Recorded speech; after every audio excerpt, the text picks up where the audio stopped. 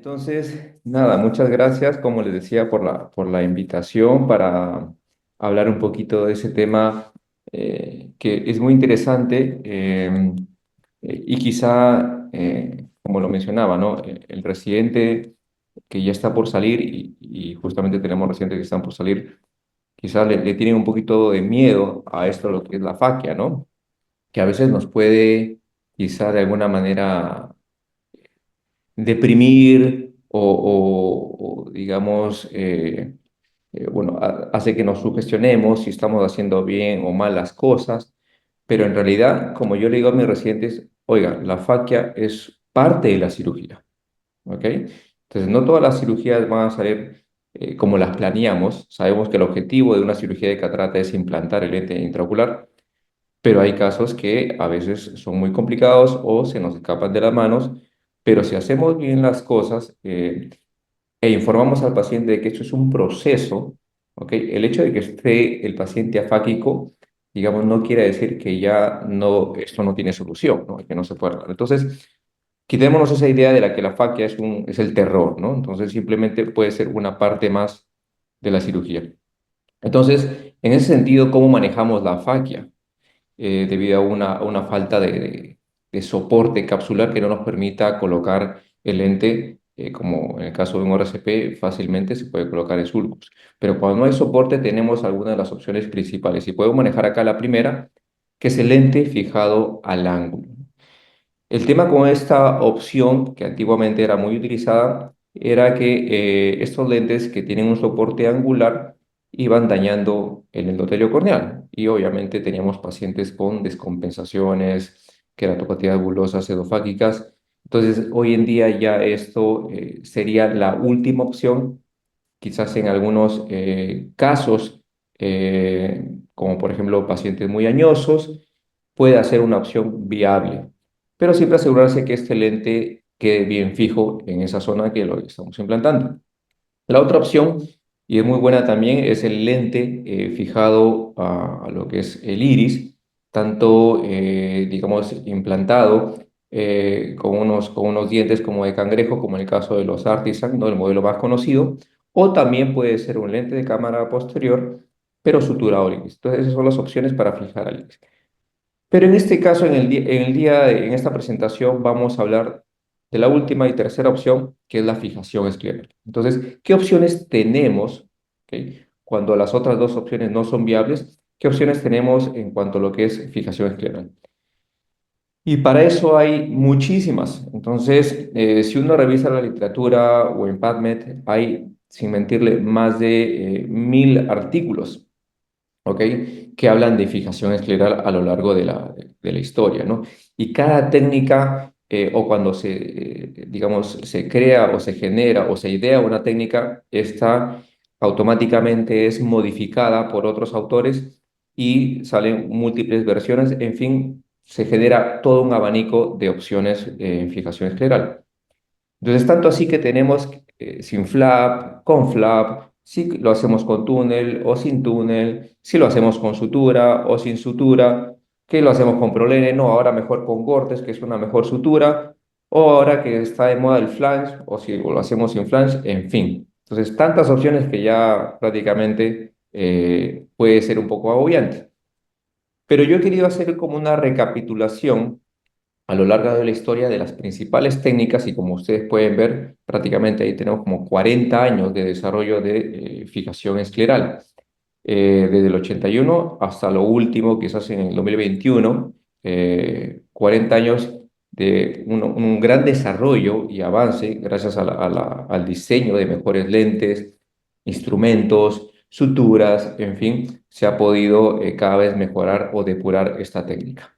Entonces, así, hacemos una mención rápida que quizás de este doctor Girard, que no fue muy popular, pero en 1981 él comenzó a diseñar un lente que le llamó facoprótesis y lo colocaba a 3 milímetros de limbo, es decir, hacía una incisión prácticamente en pars plana y ingresaba con esta facoprótesis a la cual había unido unas especie de ápticas de plástico y la suturaba, pero El problema acá que era demasiado posterior y siempre tenía que hacer una vitrectomía, digamos, prácticamente total. Pero esto fue como que un inicio de lo que nos esperaba con el doctor Malbrán, que fue, es un médico argentino, considerado como que uno de los primeros que realizaron técnicas de estructura de los lentes a esclera. Entonces, Malbrán, ¿qué hizo?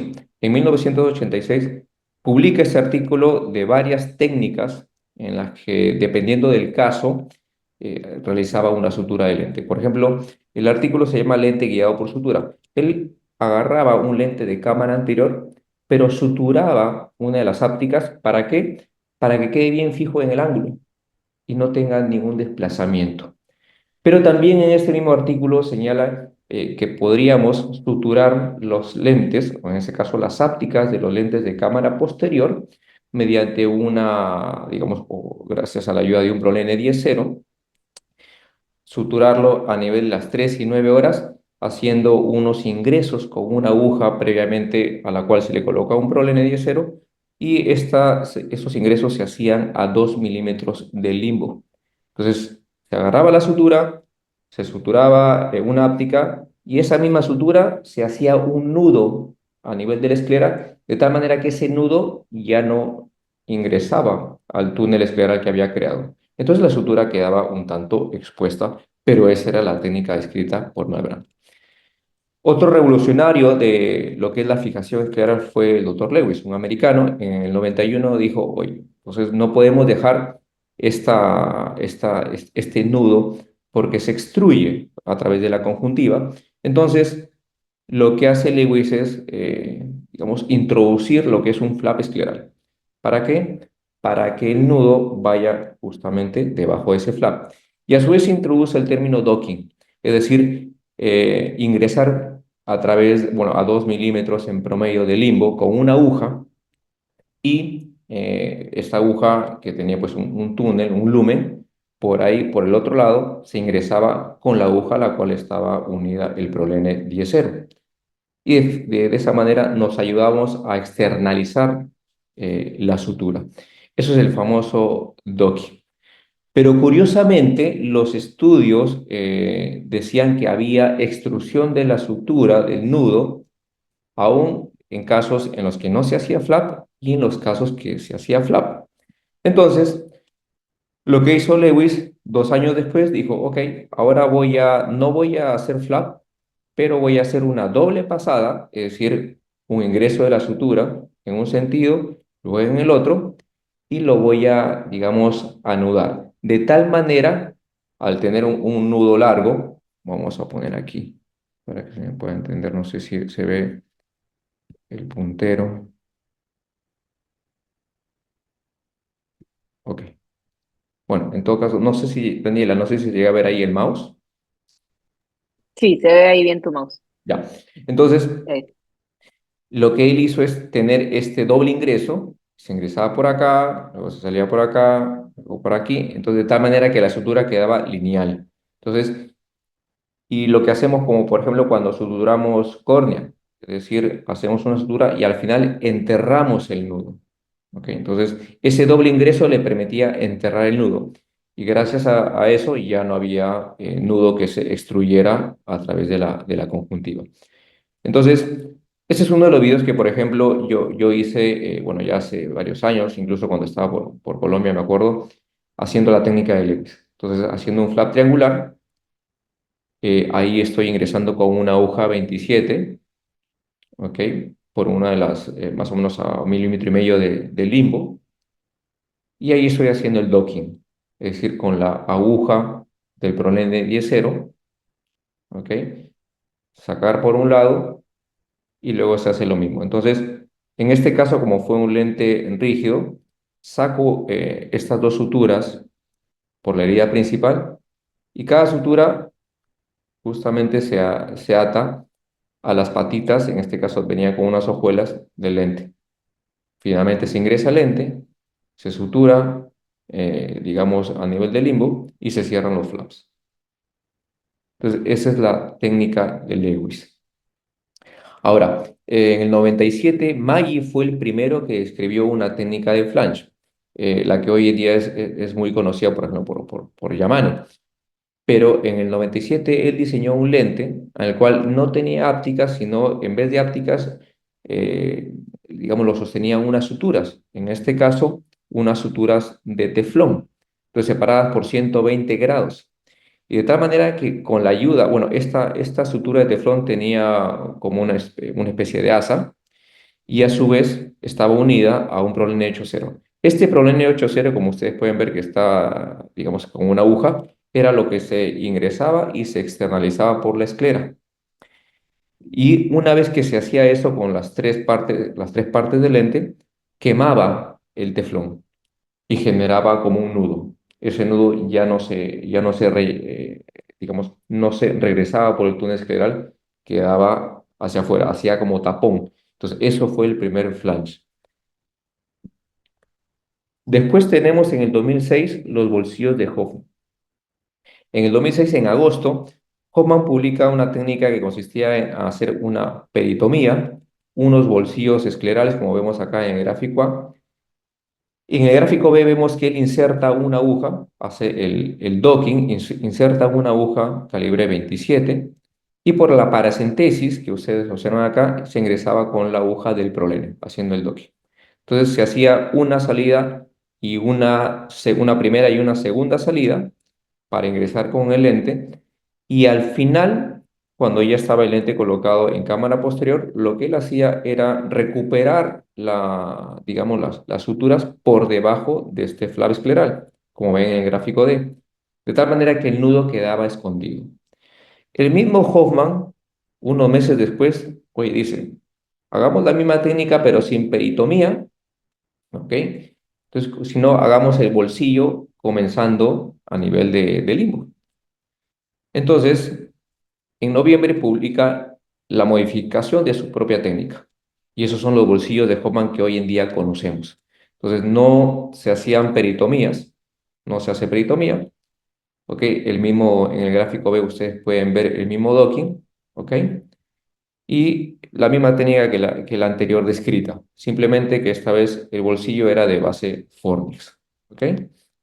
Lo que conocemos hoy en día. Este es un video del doctor Tan, ¿ok? Donde digamos, describe o pueden observar ustedes la técnica de Hoffman. Entonces ahí está creando, primero está marcando o delimitando los bolsillos, en realidad son en promedio 3 por 3 milímetros, igual a las 3 y a las 9 horas. Acá se está ayudando de un cuchillete calibrado para tener una profundidad media a nivel de limbo de, digamos, 50% o un tercio de profundidad para poder ingresar posteriormente con el crece. Entonces ahí comienza a crear los bolsillos, ¿ok? Entonces todo ese desplazamiento tiene que cubrir ese cuadrado que él ha marcado, ¿no? Entonces ahí está ampliando la incisión para sacar un lente de cámara anterior que estaba previamente implantado en ese ojo. Y ahí lo que está haciendo es la técnica de Malbrán, por ejemplo, a la cual le coloca una sutura, un problema de 10 era una aguja y saca esa sutura por la herida principal y eso tiene una forma de asa, digamos, como una cita que le va a permitir insertar en esa asa el córtex y finalmente se externaliza. ¿Ok? Hace el otro ingreso, hace la misma técnica, con el córtex se ayuda, ¿ok? Perdón, con el prolene se ayuda a externalizar el córtex. ¿Y por qué hace esto? Porque si él ingresara con digamos, con unas agujas gruesas o unos forceps de calibre 23, por ejemplo, serían muy grandes. Entonces habría un riesgo de hipotonía. Entonces es mejor, en este caso, hacerlo con esta aguja fina. Posteriormente saca el resto del córtex, los ata a estas especies de, digamos, de orejas que tiene este lente, el Z70 de Alcon, que es un lente rígido. Y finalmente ahí viene la técnica o el paso de la recuperación. se recupera la sutura por debajo del flap y va a comenzar a anudarlo nada más. Entonces ahí lo anuda y finalmente pues ese nudo queda por debajo o protegido por el flap escleral y la conjuntiva. Esos son los bolsillos de Hofmann. ¿Ok? Entonces, otro revolucionario fue Scariot. ¿Por qué revolucionario? Porque él fue el que introdujo, bueno, es un doctor alemán, él introdujo la fijación escleral sin sutura a través de lo que es la tunelización de la áptica, mediante, él sí se ayudaba con los forceps de vitrectomía, ¿ok? Para justamente externalizar las ápticas, como pueden ver acá en el gráfico B. Una vez que las externalizaba, ¿ok? Simplemente procedía a enterrarlas en un túnel ya creado. Entonces, esta es la técnica de Scariot, original de Scariot. Vemos cómo él ingresa, ¿ok? Con una aguja, en este caso una aguja 23. Ellos a veces también tienen una aguja 24, según que me parece está escrito en la técnica original. Se ingresa en promedio a 1,5, ¿ok? De limbo, entre 1 a 1,5 de milímetros de limbo, que es donde está el sulcus, y procede acá a hacer el túnel con la misma aguja, ¿ok?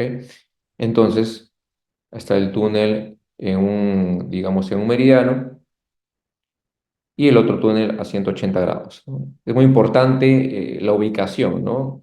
Que ambos puntos tengan una diferencia de 180 grados para que esté bien centrado el lente. Se procede ahí a ingresar con el lente y con los microforceps de retina, él se ayuda o externaliza las ápticas. Entonces ahí está procediendo a externalizar, ahí saca una áptica y ahora mediante esta técnica que es la de handshake, aunque ahí le hizo, ahí handshake no la popularizó como Agarwal, pero bueno, utilizó esa técnica y acá toma la otra punta de la áptica y la externaliza.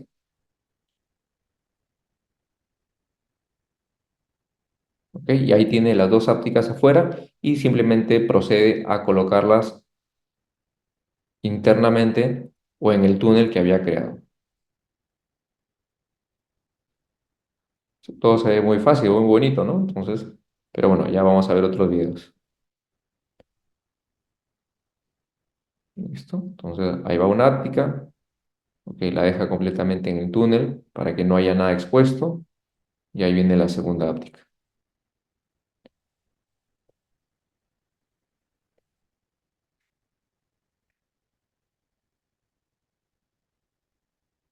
Entonces, esta es la primera técnica escrita de fijación escleral sin sutura, ok, simplemente tunelizando la óptica, descrita por Scariot, y ahí termina la técnica. Luego sale el doctor Agarwal, que básicamente modifica la técnica de Scariot mediante la creación de un flap. Él dice, ok, externalicemos la áptica también con un forceps, ¿no? de vitrectomía, pero mejor crear un túnel para poder enterrar la áptica sin tanto, digamos, sin tanto temor a que ésta no pueda ser tunelizada justamente cuando hacemos un simple túnel sobre la esclera. Entonces, esta es la técnica de Agarwal.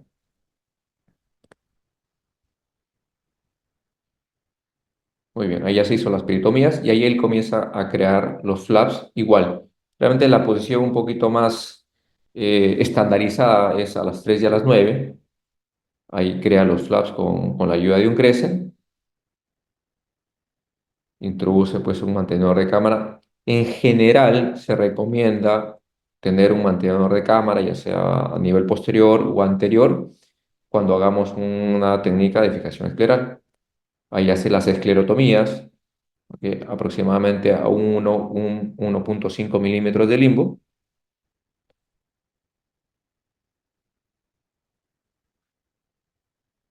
Eso, entonces ahí está ingresando y va a proceder pues luego a implantar el lente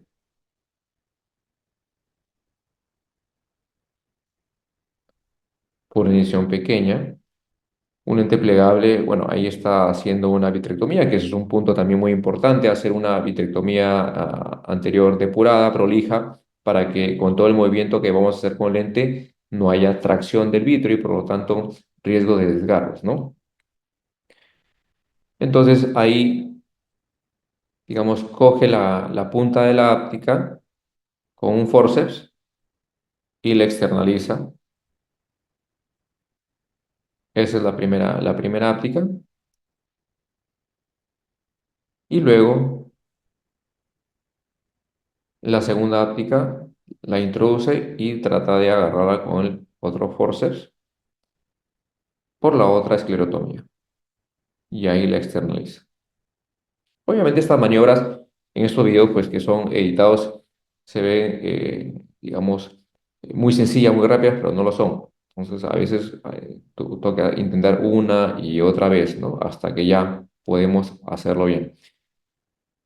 Finalmente crea el túnel con una aguja 26, crea el túnel después de haber externalizado la áptica.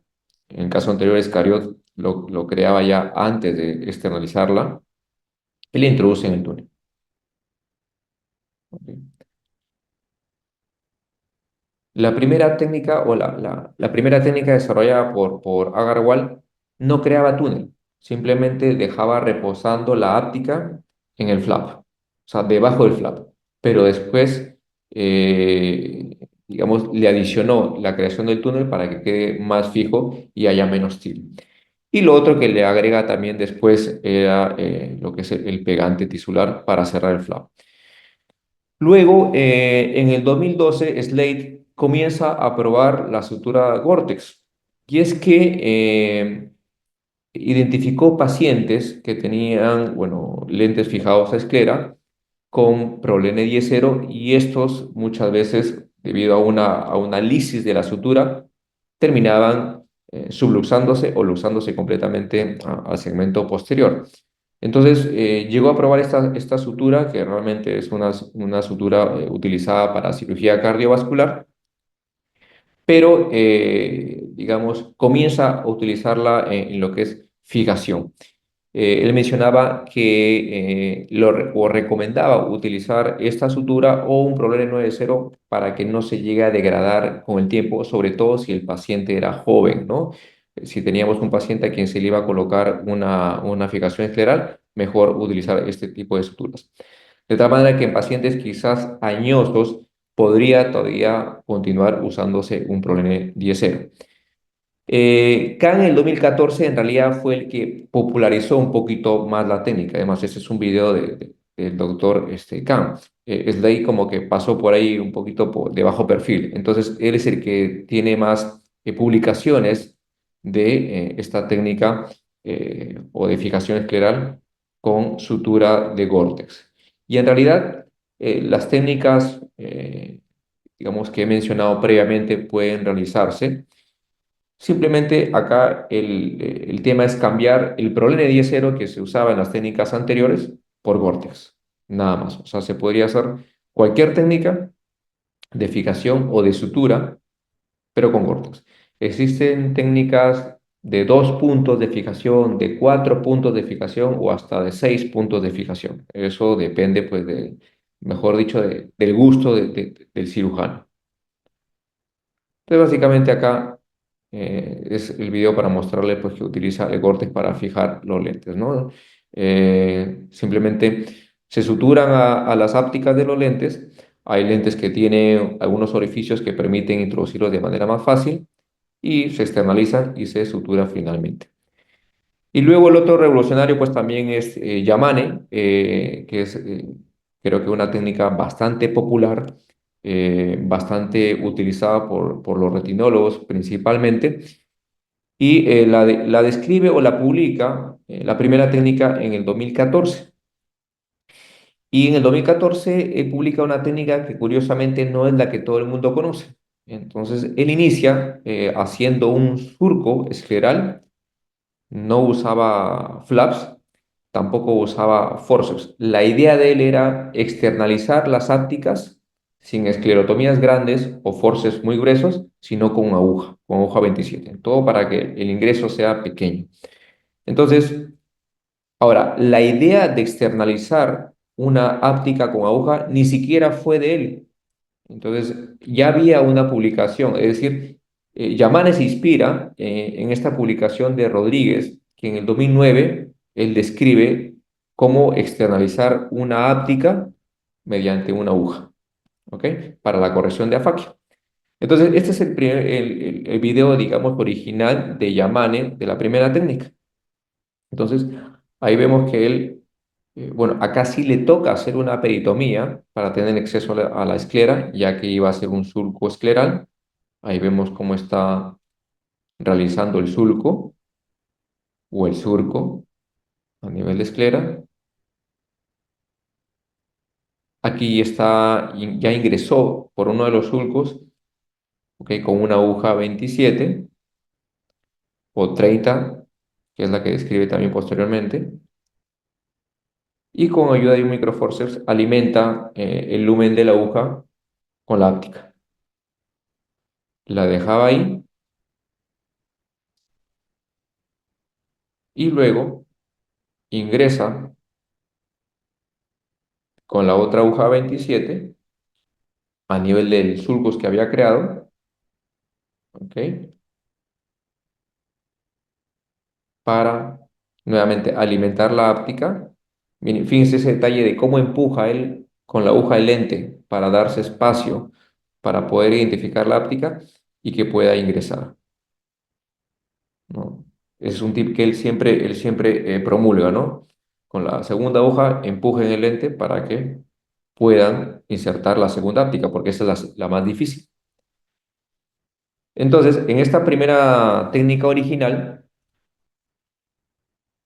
él externaliza las ápticas y adivinen qué va a hacer, pues va a crear un túnel. Entonces, ahorita él va, bueno, ahí está externalizando la primera áptica, ok, y ahí hace su túnel.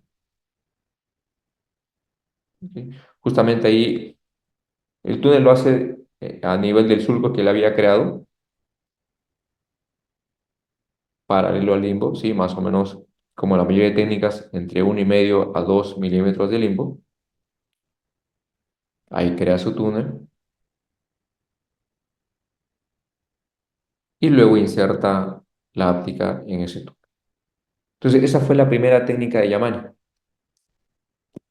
Entonces, en el 2017 es que ya él publica, es decir, 3 años después, publica ya la técnica que hoy en día conocemos, que es la técnica de doble aguja, pero haciendo un flange, es decir, quemando la áptica, para que quede como una especie de nudo y no se regrese nuevamente por ese túnel. Entonces, este es uno de los videos originales de Yamane, donde él dice, ok, esta técnica ya no requiere peritomía, ya no requiere sulcus, es solamente ingresar de manera tunelizada con la misma aguja, alimentar pues la aguja con la áptica, con la ayuda de un forceps. Entonces, esa ya es la técnica que hoy en día conocemos. El segundo túnel, ¿ok? Que inicialmente corre paralelo al limbo y 2 milímetros y luego ingresa a cámara, digamos, posterior y ahí la alimentación de la segunda áptica. Se externalizan a la vez ambas ápticas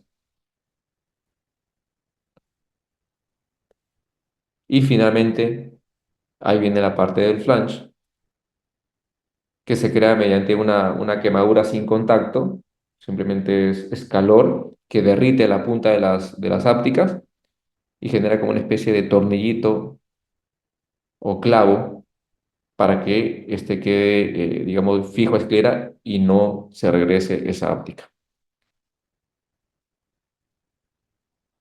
Esa es la técnica de llamando original. Luego en el 2019 está el doctor Canabrava de Brasil, también popular por la técnica que crea del 4 flange.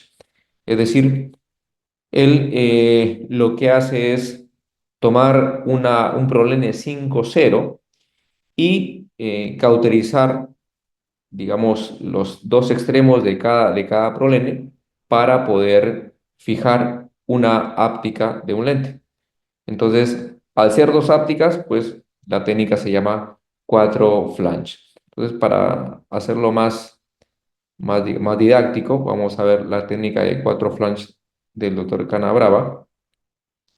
Ingresa con una aguja 26, ¿ok? A 2 milímetros de limbo, y esta aguja está alimentada por el prolene 5-0 para poder externalizar. Externaliza acá la primera sutura, ¿ok? Entonces repite el mismo proceso, digamos, en el lado opuesto, y luego la sutura distal del prolene la ingresa por este ojal del lentecito y quema la punta, de tal manera que este flange hace que fije ahí esta orejita o este agujerito de lente. Ahí está creando los flanges para las ápticas. Ingresa con el lente, ¿ok? Ahí se está ayudando para ingresar con el lente. Finalmente centra el lente, corta la sutura y hace el tercer flange para fijar una de las ápticas y el cuarto flange para fijar la segunda áptica. ¿Ok?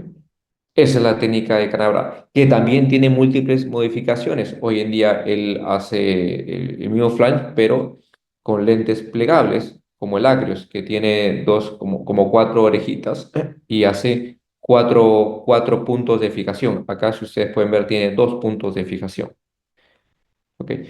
En el 2020, el doctor Carlo Carlevale eh, diseña, bueno, ya él había diseñado años mucho más atrás, ¿no? En el 2012, diseña un lente monopieza plegable hidrofílico para que se pueda fijar esclera, sin suturas, eh, bueno, sino con esta especie de arpones que ustedes pueden ver acá. La idea era externalizar estos arpones y que estos hagan como un gancho para que no se regrese, protegidos, por supuesto, por un flap escleral. Entonces, acá tenemos un video de la cirugía del doctor Carlevale. Se hace una peritomía, es decir, esta cirugía sí incluye flaps. Entonces ahí lo vemos creando el flap.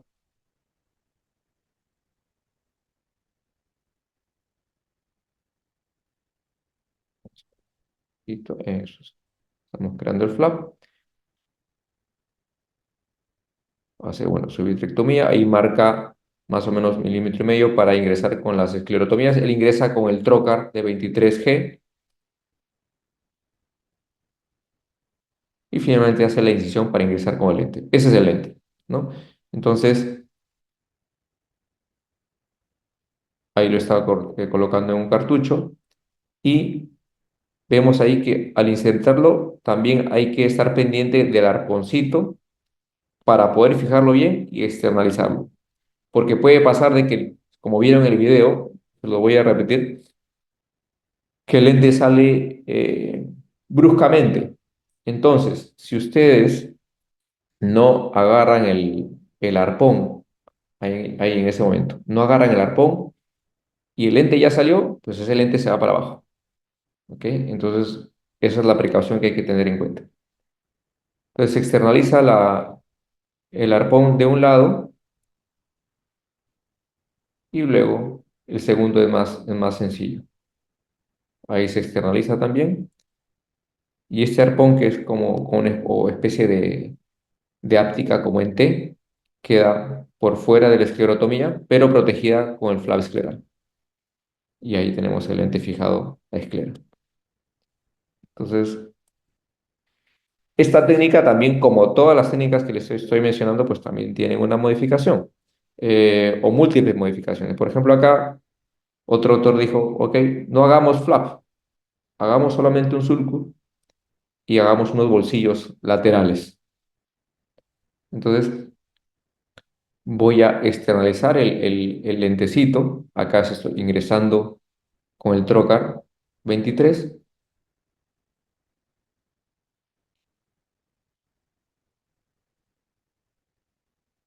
Externalizo aquí el primer arpón, esta T, y luego voy a esconderla en los bolsillos que he creado previamente. ¿Todo para qué? Para no hacer flap. Es decir, siempre hay modificaciones o para hacer la cirugía más rápida o para hacer la cirugía más segura. Luego, en el 2021, el doctor Pineda, que es de Venezuela, publica también una técnica muy interesante. Ahí le dejo el código para que vean, porque es un video un tanto largo, pero bastante interesante de observar. Básicamente dice, bueno, o agarra un lente plegable, como los que conocemos, o por ejemplo, pues de la plataforma Alcon, un IQ o un Technics, y lo que hace él es, mediante digamos, la sutura de córtex, atravesar el lente en varios puntos, específicamente en 4 puntos. Entonces, y finalmente externaliza estas suturas hacia esclera y lo sutura. Es una técnica bastante interesante en que cualquier lente plegable podría ser suturado a esclera. Terminando un poquito ya del resumen de estas técnicas, porque si yo les he hablado de estas principales, les diría que esto es el 5% de todas las técnicas que hay, sino que son pasos gigantes que se han dado a lo largo de la historia. Pero en general ustedes van a ver muchas técnicas y muchas modificaciones. Opciones de lentes para fijación de esclera, hay varios, principalmente los plegables de 3 piezas que se pueden suturar. Lamentablemente, este de Alcon que venía con estas hojuelas, estas orejitas, ya no los produce, o por lo menos acá en Perú no llegan y eran bastante, digamos, amigables para hacer fijación escleral, pero están siendo reemplazados hoy en día, por ejemplo, por el lente de Envista o el Acrios, ¿no? Que son plegables que tienen también algunas orejitas por donde puede uno colocar una sutura, misma que va a ser externalizada a la esclera. Importante el tipo de lente, pero más que todo el tipo de áptica. Para las diferentes técnicas de fijación escleral, ya sea principalmente lo que son ápticas que van a ir enterradas a esclera, idealmente es tener lentes plegables de 3 piezas, pero con áptica de PVDF. Porque como ustedes pueden apreciar en el video, uno las puede manipular, las puede doblar y son tan flexibles que van a recuperar su forma natural, inicial, a diferencia de la PMMA. Uno con la de PMMA, si la dobla, ya queda ahí, entonces tiene memoria esa áptica y es mucho más difícil poder practicar alguna técnica de fijación con ese tipo de lentes. ¿Cuándo realizar la técnica? Es decir, si yo tengo una complicación, me quedo sin soporte capsular, ¿debería hacerla en ese momento o podría esperar? Y en realidad podemos mantener la calma, ya que incluso está estudiado que hacer una intervención primaria o secundaria, es decir, diferida, digamos, tiene los mismos resultados visuales y similares complicaciones. Entonces, va a depender mucho de la experiencia, va a depender mucho de la logística, si tienen los materiales en ese momento, si tienen el tipo de lente, en fin. Pero no, digamos, no se agobien si en el momento no pueden tratar la faquia, como le dije a un inicio. Esto puede ser perfectamente tratable 1 o 2 semanas después. Complicaciones, bueno, complicaciones hay muchísimas, ¿no? Desde endoftalmitis, extrusiones de las suturas, de las mismas ápticas, opacidad de los lentes, inclinaciones, subluxaciones, en fin. Complicaciones, ahí les describo todas las complicaciones que había así por haber, que son propias o inherentes de estas técnicas de fijación. Ahora, pero yo quiero conversar con ustedes o mostrar las complicaciones que también se pueden tener y que generalmente no las van a ver en los videos de YouTube. Entonces, es decir, cuando uno comienza a desarrollar algunas técnicas, va a tener este tipo de complicaciones. Como por ejemplo, este es un video de una cirugía de hace por ahí un par de meses, en la que dije, bueno, voy a tratar de hacer mi propia técnica. Voy a hacer unos bolsillos, pero laterales. Ahí estoy ingresando, por ejemplo, con un esclerótomo 23G, y mi idea era externalizar las ápticas y tunelizarla en ese bolsillo. Entonces ahí estoy externalizando una áptica, que quizás es la parte más fácil de la intervención, ¿ok? Y acá viene el problema de la segunda áptica, y es que quizá hay que hacer mucha maniobra, mucha manipulación, y la áptica puede dañarse también. Por ejemplo, ahí tengo el primer problema, que estoy intentando ingresar por la esclerotomía y no la encuentro, ¿ok? Hasta que por ahí la encuentro. O sea, uno cuando la prueba antes entra muy bonito, pero cuando quiere entrar, ahí no entra nada. Pero bueno, ahí entré y puedo externalizar la segunda áptica, ¿ok? Doblada, ¿no? Porque las ápticas son de PMMA. Entonces ahí estamos, estoy viendo, midiendo, ¿ok? Y dije, bueno, es hora de tunelizarlo. Pero me fue muy difícil tunelizar la áptica, ¿ok? Retrocediendo a nivel de la esclerotomía, porque no ingresaba al bolsillo. Y como retrocedí tanto la áptica a nivel de la esclerotomía para poder ingresar al bolsillo, se me pierde la áptica. Entonces, nuevamente a buscarla. Entonces, ahí otra vez a sacarla. Y esto les puede pasar también con la técnica de Yamane, por supuesto. Otra vez a sacarla. Pero acá, por ejemplo, veo que mi asistente está agarrando la áptica no de la punta, sino de una parte más anterior, lo cual tampoco no es bueno. Y por ahí estábamos jugando como que entre que a él se le mete, a mí yo la saco, y dije, mejor suéltala, vamos a ver, nuevamente. Voy a sacarla porque ahora se quiere meter esta áptica. ¿Y qué pasó? Que tanta manipulación se hizo que se desinsertó de la óptica. Entonces, ni modo, a sacar el lente. ¿Y ahora qué se hace? Felizmente este paciente, a la hora de examinarlo intraoperatoriamente bien, tenía un soporte, porque el temor era que no hubiera soporte capsular anterior, pero yo al ver que ya no tenía otra opción, dije, vamos a ver ese soporte que dicen que no tenía, y dije, vamos a intentar colocarle el lente en sulcus. Y felizmente se pudo colocar en sulcus. Entonces de ahí saqué, digamos, alguna recomendación que, por ejemplo, si ustedes tienen un paciente al cual quieren hacerle una fijación escleral, pueden quizás intentarlo en un paciente que por ahí tenga algún remanente capsular anterior y tienen ese plan de backup si las cosas no salen como quisieran, ¿no? Este es otro de mis videos intentando, bueno, o detalles que observé cuando intentaba hacer mi primera llamada.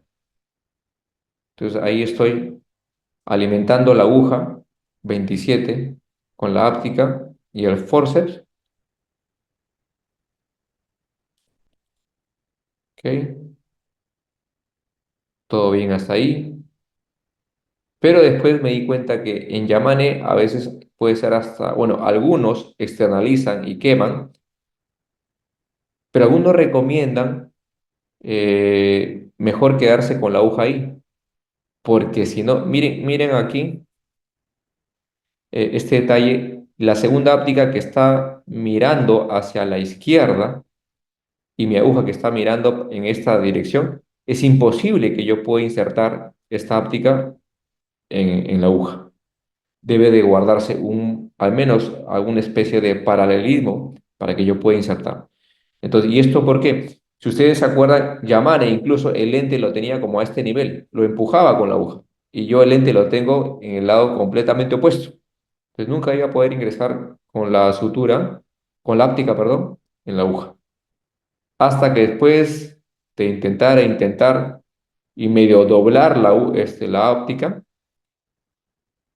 ya pude colocarlo paralelo a la aguja para que pueda externalizarlo. Y felizmente no se rompió o claro, no se quebró la óptica. Entonces ahí simplemente ya se logra externalizar.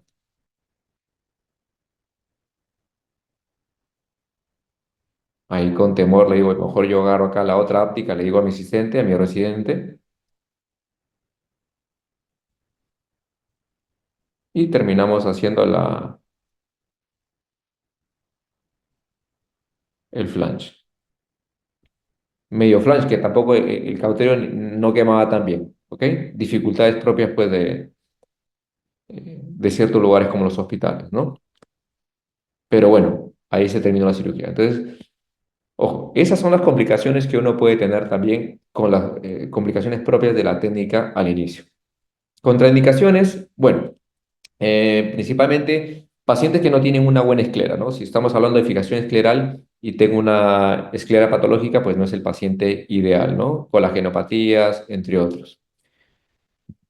Cálculo de lente, si yo voy a insertar o colocar mis ápticas o externalizarlas más o menos entre 1 a 1,5 milímetros, el poder del lente es similar como cuando uno lo calcula en saco.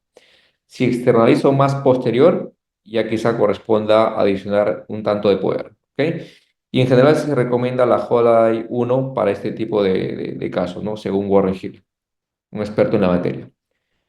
Mi técnica de elección en general hoy en día es tunelización de ápticas, porque la considero una técnica reproducible. Digamos, personalmente por ahora la encuentro quizá más laboriosa, pero al menos más fácil que Yamane. Para mí, el grado de inclinación y fijación del lente es muy bueno, o sea, tiene una adecuada estabilidad. Y bueno, algunos tips. Siempre utilizar un mantenedor de cámara. Para ojos grandes, quizás los flaps pueden hacerse vertical a las 6 a las 12 horas.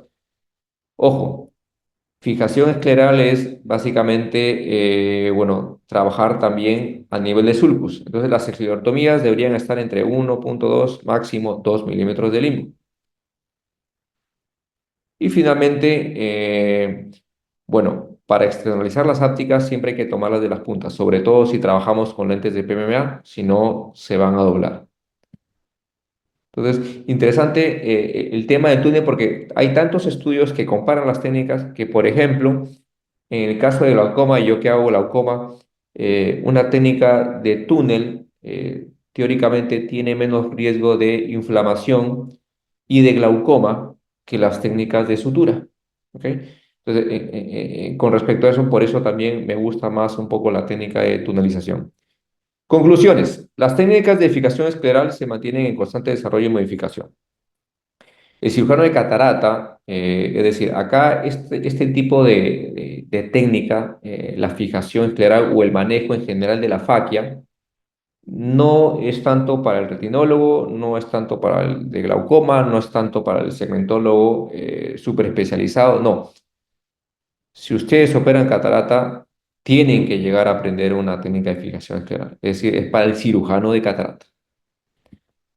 La fijación escleral es la mejor técnica para faquia, considero yo, pero no es para todos los casos.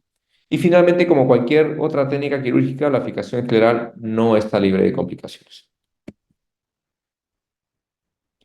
Bueno, ya que quería mencionarla, ya todo el mundo está al tanto seguramente de la noticia del día, ¿no? El nuevo papa, por si acaso, es de mi querido Chiclayo, pero esta foto me pareció muy interesante, muy bonita de compartir. Esta es una foto del papa actual, ¿no? El papa León, cuando era joven, con una foto junto con el Papa Juan Pablo II. Y me puse a pensar el tema del oftalmólogo joven. Entonces hablábamos con la doctora Daniela, oye, oftalmólogo joven, ¿hasta qué edad? ¿Cómo es? ¿No? ¿Es 35, es 40, es 45, en fin? Y me di cuenta que no se trata de eso. Oftalmólogo joven, así como el nuevo Papa León, es el joven que quizás admira a los oftalmólogos mayores, expertos, pero que aspira a ser grande. ¿Ok? Entonces, mientras ustedes tengan siempre esa aspiración a ser mejores, a llegar a ser quizás famosos, por supuesto, ¿por qué no? Entonces siempre van a tener ese espíritu joven y van a mantenerse, bueno, joven, pues, ¿no? Así que nada, gracias. Con eso termino la presentación, doctores.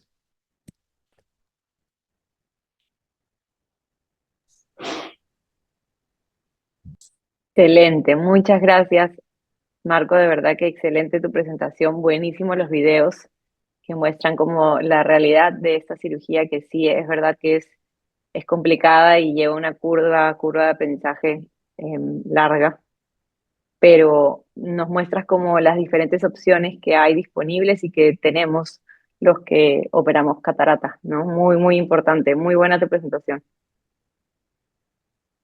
Gracias, Dani. Entonces, vamos a ir ahora con la discusión y con las preguntas, también para que nos puedan compartir sus preguntas y poder responderlas.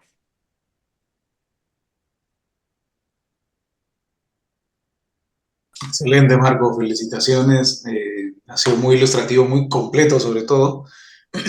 Eh, Personalmente había revisado muchas de las que he presentado, pero algunas no las conocía. Y es muy interesante porque uno puede ir tomando partes de cada técnica y armando su propia técnica finalmente, la que más se le acomode a las técnicas que uno vaya dominando. Por ejemplo, hay algunos cirujanos que dominan mucho los bolsillos, el manejo del crescent para hacer los túneles. Otros dominan mucho las suturas, entonces se puede ir combinando partes de técnica para que cada uno tenga su técnica de elección, porque siempre pienso que no hay una técnica ideal, sino la que mejor uno domine. Hay preguntas en el chat, Daniel, y Sí, de acuerdo, Sí, Manuel. O sea, con respecto a eso que mencionas es muy importante porque mientras uno se anima digamos, a practicar una técnica, se va dando cuenta de quizás de las complicaciones que uno mismo va teniendo o las dificultades. Cabe mencionar, ¿no? Por ejemplo, el doctor también muy conocido por aquí en Latinoamérica, el doctor Valvecchia, ¿no? Que hace una modificación de la Yamane porque él comienza a realizar esta técnica y tenía mucha complicación con las, digamos, extrusión de las ápticas. Y él desarrolla una modificación brillante, ¿no? Que es como un mini flap, ¿ok? O un mini túnel, ¿no? O un mini bolsillo, si quieren así decirlo, para esconder ahí ese nudo de áptica y no se extruya, ¿no? Entonces, en el día a día, en el hacer, nos vamos dando cuenta nosotros mismos de qué modificaciones podríamos hacer hasta diseñar una técnica que nos facilite la cirugía y nos funcione, ¿no? así es. Así es. Vamos a ir entonces. Hay varias preguntas acá que estoy leyendo. La doctora Giovanna Rabanal dice, muy buena charla. Mi pregunta es, ¿con qué tipo de técnica usted sugiere que debería iniciar un oftalmólogo por primera vez? A ver, hay que diferenciar quizás las técnicas de afaquia con las técnicas de fijación escleral. En cuanto a técnica de afaquia, yo sí recomendaría, por ejemplo, al residente que por ahí se familiarice un poquito con los lentes fijados a iris, como por ejemplo el Artisan. El Artisan retropupilar es una técnica mucho más corta y mucho más amigable. Ya después de eso, pasar quizás a técnicas de fijación escleral que son un tanto más elaboradas y también es un tanto por la logística, ¿no? Por ahí conversamos con Danila que a veces uno tiene la obligación, ¿no? O no le queda de otra, porque el lente artisan quizás está caro, en cambio con fijación escleral se pueden hacer con lentes económicos, en fin, y suturas económicas, ¿no? Ahora, para comenzar, yo comencé haciendo la que vi. Por ejemplo, tuve un paciente con afaquia, dije yo quiero manejarlo y entonces revisé la técnica de Lewis, les estoy hablando de ese video después de ahí del 2016, 17 por ahí. Entonces, y me funcionó bien, me pareció no tan difícil pasar las suturas, ¿no? La doble aguja armada del Prolene 10-0 entre 3 y 9 horas, sacarlas a nivel de por la herida principal y suturarlas al lente. Eh, Otra técnica que me parece a mí amigable es la de tunelización. La dificultad obviamente está en externalizar las ápticas, pero es algo que podríamos también pensar en iniciar. Y ya quizás para cirujanos un tanto ya más experimentados, Yamane también, pues, ¿no? Yamane es una técnica muy práctica. Hay gente pues experta, por supuesto, que lo hace muy rápido, ¿no? Ya es su cirugía de elección y quizás que sería pues de las últimas como para ponerse a hacer, ¿no? Muy bien, doctor Marco. Y aquí el doctor Jorge nos hace otra pregunta. ¿Qué tan necesaria es la vitrectomía para la fijación escleral? ¿Debe ser parcial o completa? Es una excelente pregunta porque en realidad la vitrectomía anterior tiene que ser prolija. Porque hay mucha manipulación, como mencionaba, hay mucha manipulación que nosotros hacemos con el lente, con las ápticas, con los forceps, con las agujas, en fin, y todo esto puede estar traccionando el vitrio. Entonces, y esa tracción obviamente va a llevar a complicaciones en retina. Entonces, la vitrectomía no tiene que ser completa, o sea, porque ahí hablaríamos de vitrectomía posterior. Nosotros hacemos vitrectomía anterior, al menos yo que soy segmentólogo, hago vitrectomía anterior. Entonces, vitrectomía anterior no es vitrectomía posterior, sino que es la vitrectomía de la parte anterior del vitrio, ¿ok? Que es diferente. Entonces, con una buena vitrectomía anterior es suficiente para poder hacer de manera segura este tipo de técnicas. Listo. Y doctor, lo que yo quería consultarle era lo que comentó al final de su plática, que prefiere usted hacer túneles esclerales. Sí, sabemos que en la bibliografía se ha descrito que con la creación de los flaps esclerales hay una disminución de la incidencia de endoftalmitis, ¿sí? Porque la sutura erosionaría menos la conjuntiva. ¿Qué piensa usted al respecto? Sí, pienso que a mí me llamó la atención cuando revisando la literatura se escribía que a pesar de hacer flaps o de cubrir los nudos, ojo, los nudos sin enterrar, ¿no? Que utilizaba, por ejemplo, Malbrán. Malbrán hacía nudos y ahí quedaba. O sea, mientras más grande el nudo, mejor, porque hacía como una especie de flange o de taco ahí que no permitía que se regresara por el túnel escleral creado por la aguja. Entonces, a pesar de hacer una técnica con flap escleral, igual había extrusión del nudo. Entonces yo no entendía cómo, pero está escrito. Entonces, eh, igual yo pienso que mientras tengamos cualquier cosa, sutura, áptica, bien enterrada o bien cubierta por un adecuado grosor de un flap, estamos hablando mínimo de un tercio, si se puede hasta mitad, ¿no? del grosor, pienso que va a ser mucho más segura para proteger o evitar ese riesgo de complicaciones como la endoftalmitis, ¿no? Lo mencionaba, se lo comentaba, ¿no? ahorita a Manuel, la modificación que hizo el doctor Yamane, ¿no? Justamente porque que hizo Balbekia, el doctor Balbekia, porque el que hace Yamane, por ahí si no entierra bien ese flange, no lo deja realmente intraescleral, entonces la posibilidad de que se y erosione conjuntiva es alta, ¿ok? Entonces, y tratar eso es otro problema. Entonces, él al crearle ese bolsillo escleral, menciona que prácticamente ya no tiene extrusiones. Entonces, mientras todo esté cubierto por esclera y no solo conjuntiva, pienso que va a ser mejor. Ujú. Bueno, sí, definitivamente es una técnica que es de mayor complejidad. Justo el doctor Torres, aquí buenas noches, doctor, justo estaba mencionando Maestro. la facilidad de la técnica, sí, para resolver la faquia. Pienso que deberíamos darle la oportunidad también al artisan retropupilar, que definitivamente es una técnica más sencilla y más rápida, De ¿no? Y acuerdo. los resultados favorables. Justo creo que eso también estábamos comentando, ¿no?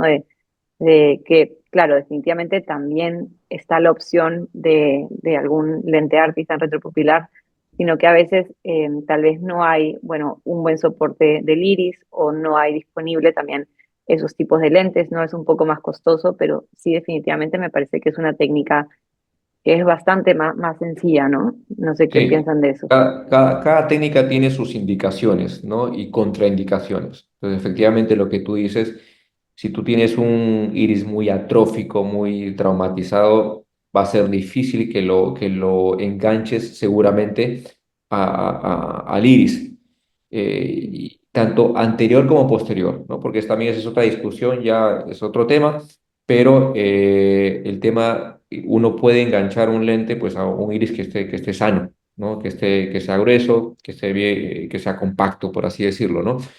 Pero yo estoy de acuerdo con el doctor Torres, y era lo que mencionábamos, ¿no? A la pregunta que hacía la doctora, oye, qué inicio, ¿no? ¿Con qué inicio? Pues vete por lo más fácil, ¿no? Así como ve comenzando como en escalones, ¿no?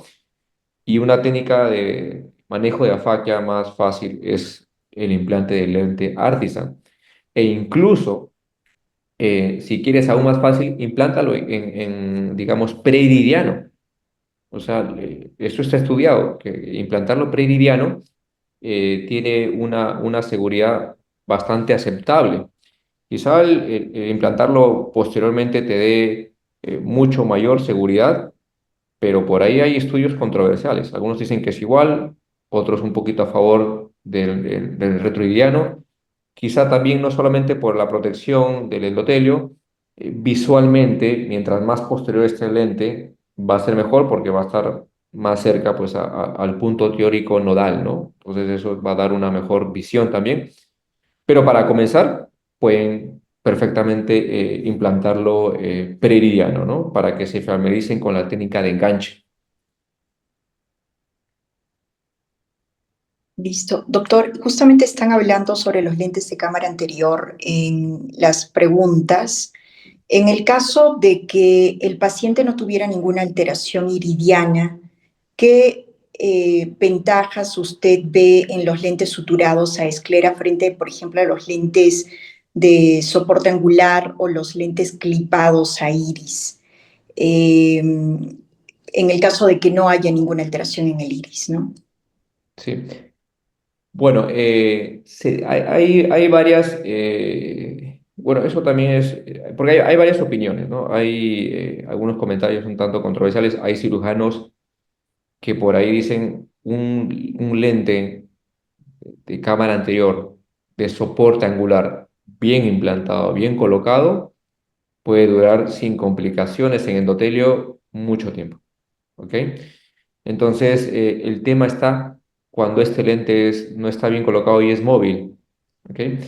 Entonces, personalmente, yo prefiero no arriesgarme en pacientes muy jóvenes, y por ahí podría plantear a partir de los 80, 85 años, un paciente que esté en afaquia y que tenga un buen espacio, ¿no? O sea, es decir, una buena cámara anterior, que tenga un recuento endotelial aceptable, podría pensar en hacer en el implante excelente, porque es de las técnicas más sencillas, es simplemente colocarlo bien, desplazarlo, horizontalizarlo y en el ángulo.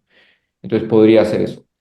Pero si tengo, digamos, un paciente que por ahí es joven, 50, 60 años, en fin, tiene glaucoma, ¿no? Podríamos pensar que tiene glaucoma, o que su recuento endotelial no está tan bueno.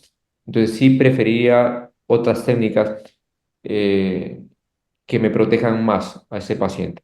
Y en ese sentido, podría ser una fijación a iris retroiridiana o un lente fijado a esclera que también es más posterior, ¿no? Bien.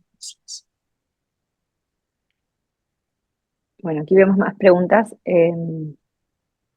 Me parece, ¿es preferible un plegable con ápticas de PMMA o rígido de 3 piezas con ápticas igual de PMMA? Pero, ¿qué Esa es opciones la pregunta. de lentes? Perdón. Sí, dice, ¿es preferible un plegable con ápticas de PMMA o rígido de 3 piezas con ápticas igual de PMMA? Ah, Es ya. decir, entre plegable Sí. y rígido, ¿no? Y con las Claro, mismas lo que pasa ápticas. depende de la configuración de la áptica. Los plegables con ápticas de PMMA generalmente tienen una configuración un poquito en C, entonces es un poco mejor o es más fácil poder externalizar esta áptica. Algunos rígidos, digamos de 3 piezas, con ápticas de PMMA, vienen con la configuración como en J. Entonces, no es tan adecuado ese lente como para poder externalizarlo y tunelizarlo, ¿ok? Porque la configuración en C, digamos, sigue un poquito más la curva y el paralelismo al final de la áptica para poder entrarse. Pero si yo tengo una configuración así como que en gancho o en J, no tanto. Entonces va a ser tan difícil para externalizar como difícil para tunelizar. Pero se puede y se hace.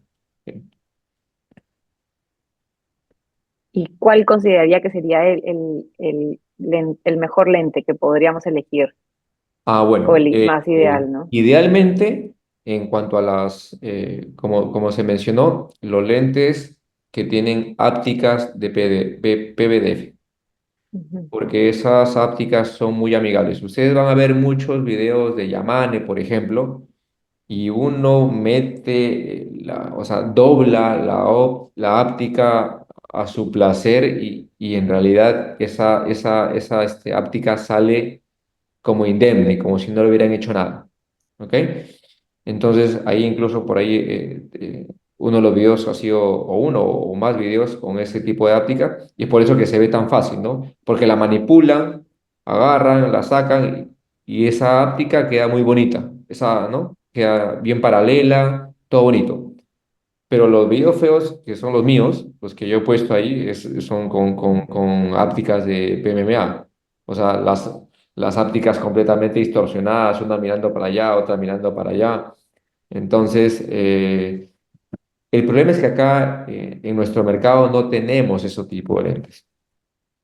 Estamos esperando que nos lleguen, por ejemplo, pues los lentes de la casa Zeiss, ¿no? eh, Lucía, ellos tienen lentes con esas ápticas. Así que esperemos que nos lleguen para que nos faciliten un poquito la fijación escleral, ¿no? Ujú. Sí, realmente. Sí, Doctor, una súper buena idea consulta esa. más. Una de las complicaciones más frecuentes es el edema macular cistoide. ¿Usted tomaría alguna medida antes de hacer la sutura de lente intraescleralmente? No, o sea, estos pacientes ya de por sí, por tener, o sea, ser afáquicos, o sea, tienen mucho riesgo de complicaciones, ¿no? No solamente edema macular, hipertensión, en fin. Entonces, estos pacientes tienen que ir con la terapia máxima, no hipotensiona, ¿no? Sino la terapia máxima inflamatoria, antiinflamatoria, ¿no? O sea, corticoides, AINES, pero por supuesto los controles, ¿no? O sea, mínimos estos pacientes deben tener un control al mes si quieren, con el especialista en retina, que está mucho más capacitado en evaluar retina periférica y detectar alguna lesión que deba tratarse, ¿no? Personalmente no hago digamos, una tomografía control al mes a los pacientes, a pesar que son pocos, ¿ah? O sea, no es que fijación escleral sea el pan de cada día, ¿no? Quizás para los retinólogos sí, que les deriva más a esos pacientes, pero en mi caso no son pacientes que sean constantes. Y a pesar de eso, no les hago ese estudio, salvo el paciente se queje de la visión. si se queja de la visión o que no está viendo bien o que está viendo bien, pero ha comenzado a bajar de la visión, ahí sí hay que hacerle un estudio completo obligado, ¿no? Pero por supuesto, ante el mayor riesgo, ideal, ¿no? Sería hacerles una tomografía de control al mes, ¿no? Porque incluso hasta para una FACO, una sola FACO sin complicaciones, sabemos que hay edemas maculares subclínicos.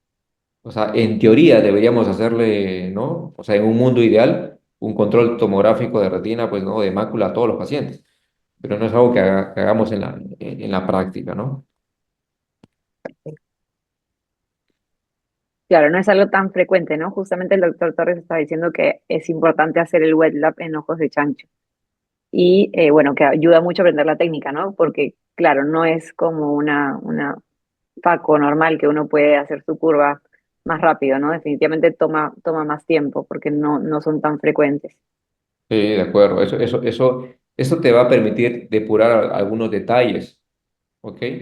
Por ejemplo, hay esa cirugía que le mostré del Yamane que hice la primera vez. O sea, yo no había tenido esa experiencia previa, o sea, no había hecho un wet lab. Dije, ok. Y eso es el problema a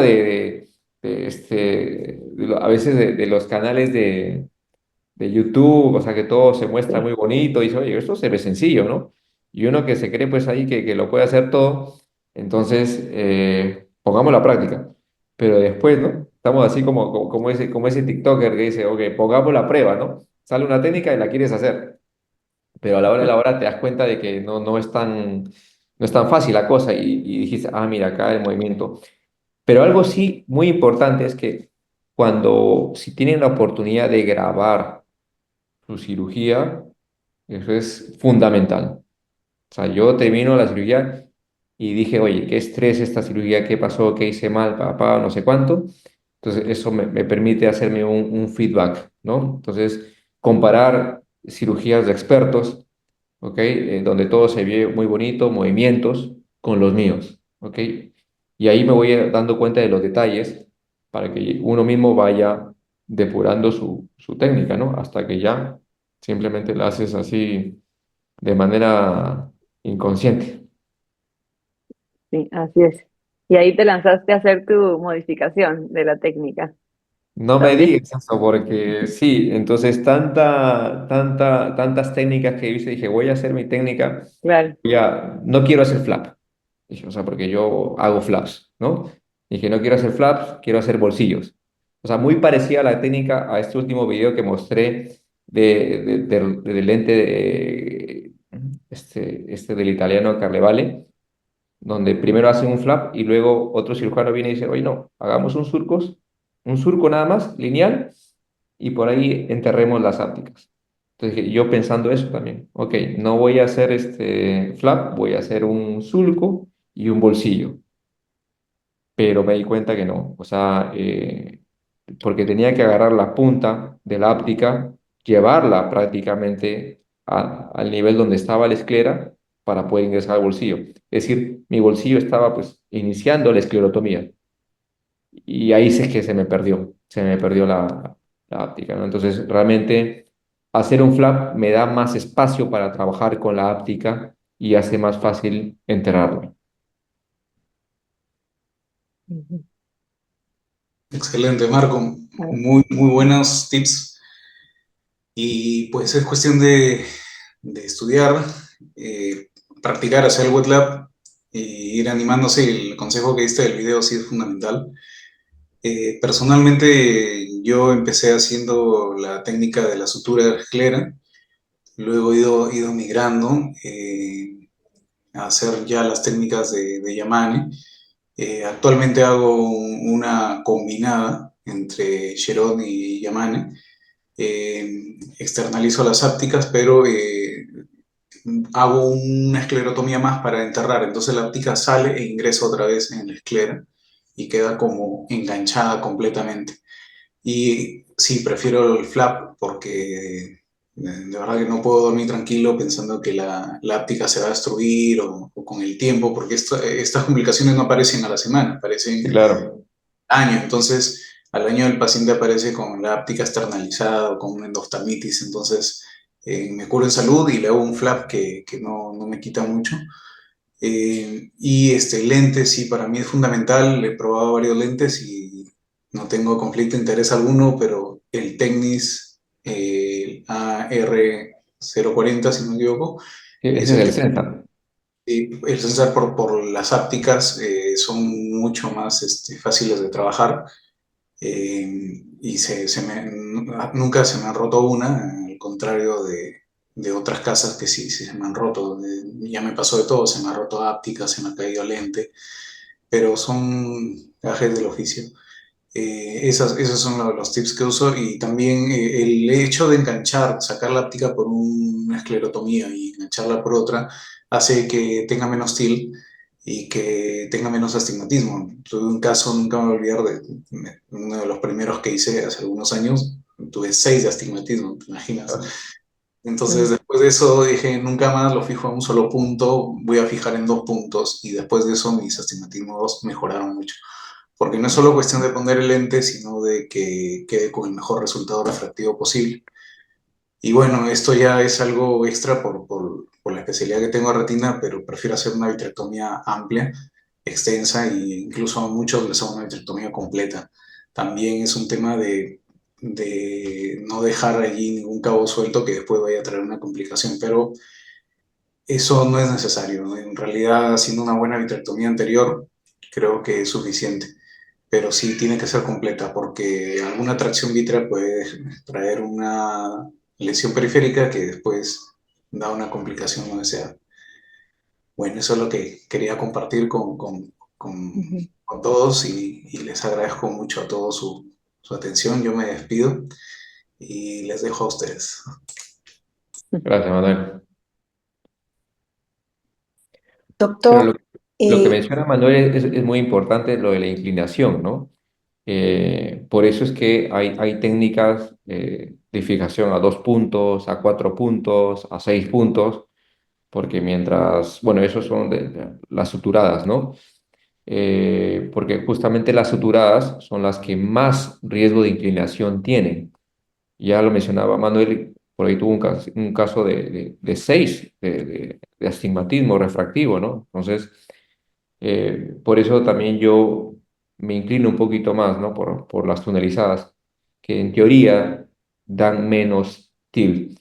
Pero estudios comparativos hay. Y por ahí dicen que Yamane, Escariot o Agarwal publican estudios con inclinación de menos de 5 grados, entre 2 a 4 grados. O sea, eso no es nada. Pero bueno, son los expertos. Es decir, si nosotros tenemos más de 10 grados de inclinación, pues ya lo hicimos mal, pues, ¿no? O sea, de todas maneras. Pero bueno, entonces es importante también el tema de la inclinación, ¿no? listo, doctor. Y ya como última pregunta que hacen en el chat, mencionan si usted recomienda algo en especial con respecto al cálculo del lente intraocular. No, yo el lente en general lo calculo como si fuera para bolsa, para saco.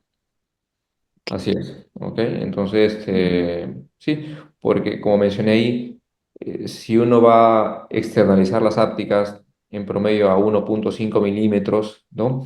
El cálculo no difiere mucho del cálculo que se hace cuando vamos a implantar un lente en saco, ¿no? Perfecto.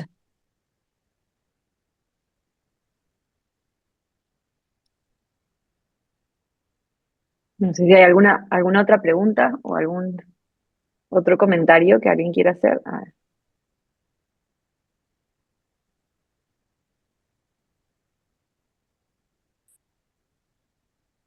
sí. Bueno, ahí está Jaime Suárez. No, saludos. Bueno, sí, me parece interesante. Yo creo que con eso ya estamos con las preguntas. No sé si, Marco, quieres hacer un último comentario. No, quizá lo que dije al inicio de la introducción. Estas técnicas de fijación en general son bastante interesantes. Es una manera realmente pues también de medirse a uno mismo, ¿no? Como cirujano, ¿no? O sea, no tenerle miedo a comenzar a practicarla. Siempre pensar obviamente en la seguridad del paciente ante todo, Y en ese sentido, parte del aprendizaje es los wet labs, ¿no? Entonces, para uno sentirse más seguro en ese primer paso, cuando uno ya decía, oiga, voy a hacer mi primera fijación escleral, por ahí también otra recomendación sería acompañándose de un cirujano que tenga experiencia, ¿no? Entonces, que nos pueda quizás salvar de alguna complicación en el momento, ¿ok? Pero la idea es animarse a hacer lo que no siempre va a ser fácil, ¿no? Sino también lo que puede ser un poquito complejo y difícil. Así que nada, ahí está la teoría, están todos los videos, o sea, mm, todo lo que la tecnología nos ayuda pues a aprender, ¿no? Muchísimo, ¿no? Entonces es cuestión de ponerse las pilas y animarse.